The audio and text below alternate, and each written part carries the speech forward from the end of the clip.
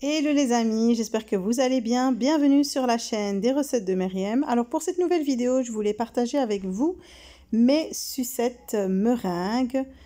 Comme vous pouvez le voir, elles sont super belles, très girly, vraiment tout en rose. Donc je voulais partager avec vous comment les réaliser, comment avoir de belles rosaces qui tiennent bien sur la paille, comme vous pouvez le voir ici.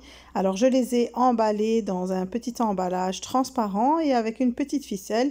Ça fait toute la différence, c'est super joli pour vos candy bars ou pour aussi offrir donc lors de fêtes d'anniversaire ou d'autres.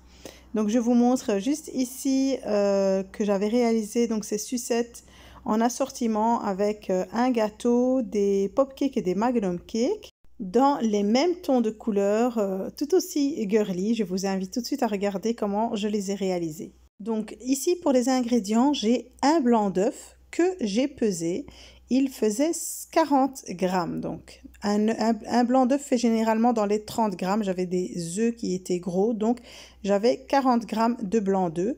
Je prends la quantité en double de sucre fin. Donc c'est du sucre qui est fin, très fin. J'en ai pris 80 grammes.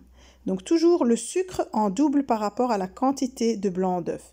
Et donc c'est facultatif, moi j'ai mis de l'arôme à la fraise et je vais utiliser aussi du colorant rose. Donc quand vous utilisez un arôme, n'oubliez pas qu'il va donner de la couleur. Donc comme j'étais sur des meringues roses, j'ai utilisé aussi l'arôme à la fraise, donc qui allait aussi donner cette couleur rosée. Alors vous voyez ici, je commence à battre tout doucement mes blancs d'œufs. Je commence vraiment à très faible vitesse. Il ne faut pas donner de vitesse trop rapidement. Je suis après en vitesse 2 ou 3 grand maximum et je laisse battre jusqu'à la formation de cette petite mousse blanche. Donc dès que vous voyez qu'il y a de la mousse blanche qui commence à se former, on peut commencer à rajouter le sucre petit à petit et je reste toujours en faible vitesse. Après 2 cuillères ou 3 cuillères de sucre, je peux commencer à augmenter tout doucement la vitesse, mais je n'irai pas au-dessus de la vitesse 5.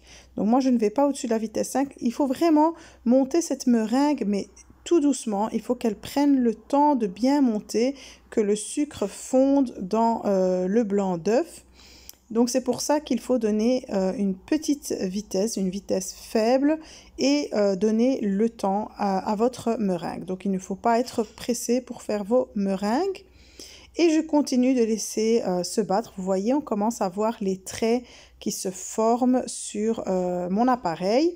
Donc là, j'ai déjà mis tout le sucre et vous voyez, j'ai augmenté la vitesse et je suis juste à 5. Je ne suis pas en vitesse maximale. Je continue, je vais racler les bords pour bien faire descendre tout le sucre dans mon appareil et je continue de fouetter le tout. Alors juste pour information, ici avec un blanc d'œuf, j'ai pu faire 4 grandes sucettes. Donc ce n'est pas la totalité des sucettes que vous avez vues en début de vidéo. J'ai doublé par la suite les quantités. Alors ici, vous voyez, j'ai ma meringue qui commence à se former. J'ai le bec d'oiseau qui commence à se former. On est presque à la fin. Donc à ce stade-là, je peux rajouter l'arôme si vous voulez en mettre. C'est facultatif. Ou vous pouvez mettre de l'arôme à la vanille. Et ici aussi, je rajoute le colorant. J'en mets très peu.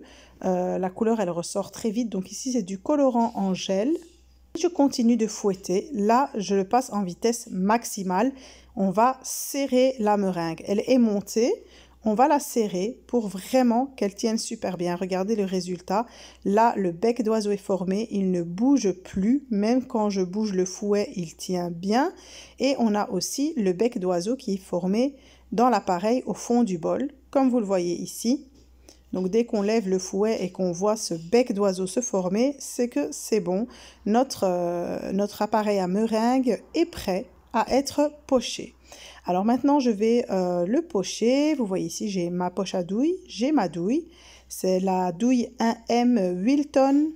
C'est ma préférée, c'est celle qui, je trouve, donne vraiment un bel effet. Donc regardez la meringue, comment elle tient bien. Il ne faut pas qu'elle coule. Si vous voyez qu'elle coule encore, ce n'est même pas la peine d'essayer de la pocher. Regardez, elle tient, elle ne coule pas. Donc là, on a vraiment la bonne consistance. On aura des belles meringues qui ne vont pas bouger à la cuisson. et qui seront bien craquantes.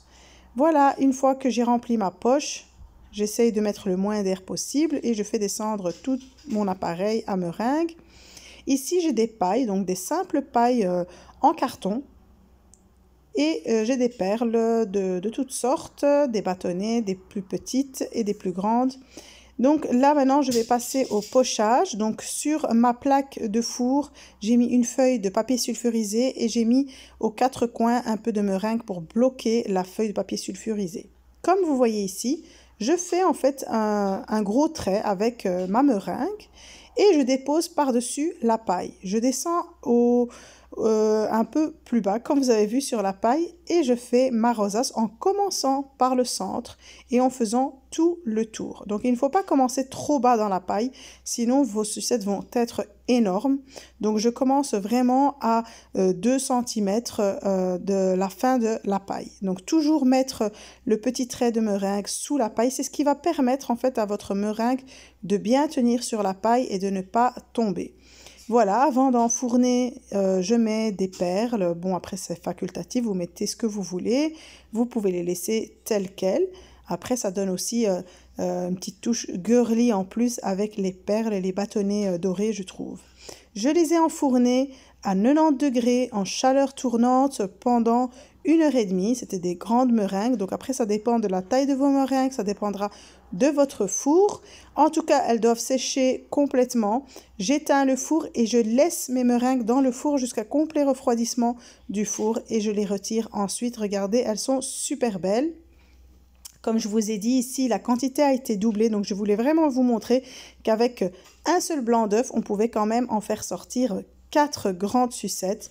Donc voilà, c'est toujours simple, vous prenez votre blanc d'œuf et vous allez doubler la quantité de sucre.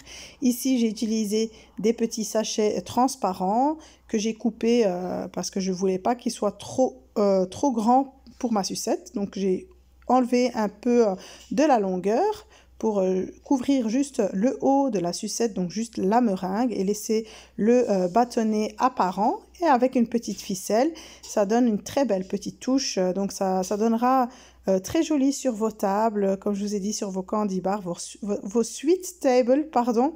Et donc voilà. En tout cas, j'espère que cette vidéo vous a plu. N'oubliez pas de la liker avant de partir, de vous abonner si vous êtes nouveau sur ma chaîne, de commenter, de partager sur vos réseaux sociaux. Et je vous dis à très vite pour une nouvelle vidéo. Bye bye!